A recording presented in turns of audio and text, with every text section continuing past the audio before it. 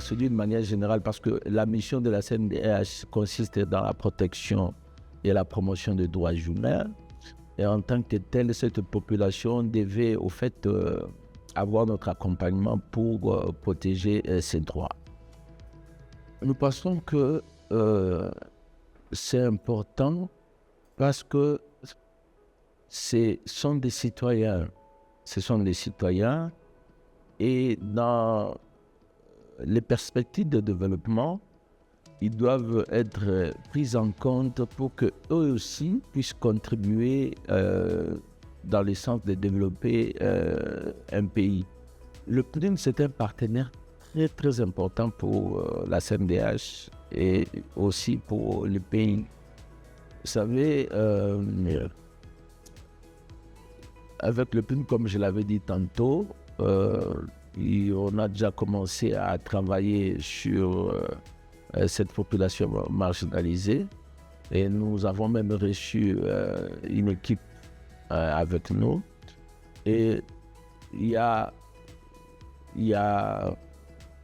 des éléments liés ou des informations liées surtout à cette catégorie de population intersexes, et où nous avons compris que les lois ou les instruments juridiques, surtout en matière de santé, permet à ce que nous puissions avoir des échanges au niveau national, à ce que cette population puisse trouver gain de cause en termes de protection de leurs droits, en termes d'intégration sociale.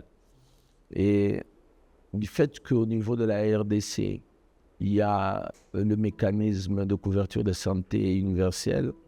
Donc, avec le PNUD, on est dans une projection pour que cette couverture de santé universelle ne puisse pas se limiter seulement aux femmes, aux nouveau-nés, mais puisse aussi s'étendre sur cette population intersexuelle. Comme je l'ai dit tantôt, le PNUD, c'est un partenaire très important. Parce que le PNUD nous apporte ce qu'on appelle des données que nous n'avions pas. Et ces données nous permettent de comprendre que la situation est réelle. Ça, c'est la première des choses. De deux, nous avons encore des démarches à faire ou de travail à faire en commun avec le PNUD, dans le sens qu'il y a un besoin d'une banque de données qui pourrait permettre à ce que nous puissions être en mesure de dire que nous sommes à tel niveau ou à tel niveau de la situation. Et avoir une banque de données qui répertorie au fait toutes les plaintes, et savoir aussi si nous sommes à quelle hauteur d'atteinte aux droits de l'homme liés à cette population ciblée, et quels sont les mécanismes mis en place pour que cette situation change dans le sens où on peut, bien sûr, même si c'est difficile d'avoir comme objectif zéro plainte, mais quand même qu'il y ait une tendance de diminution en termes de violation des droits de l'homme liés à cette population-ci. Bon, comprendre la première des choses, c'est nous sommes dans une société traditionnelle. Dans l'Afrique, le tableau traditionnel, ce sont déjà des défis. La compréhension de certaines choses qui ne sont pas vécues d'une manière habituelle tendent à ce que ça puisse être des barrières.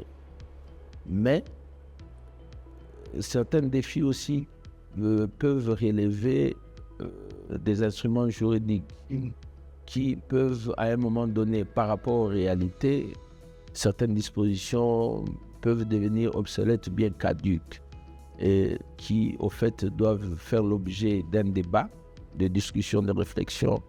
C'est comme ça que, je l'ai dit tantôt, nous avons un rôle majeur à jouer parce que nous avons la possibilité, à un plus haut niveau, d'influencer les politiques nationales. Et de l'autre côté, vis-à-vis de la population, nous avons la possibilité de cerner les problèmes dans un débat d'échange avec la population, et surtout en ce qui concerne les personnes des intersexes, aussi d'avoir la possibilité de faire participer les parents et les personnels techniques, entre autres les médecins, les infirmiers, pour que nous puissions avancer.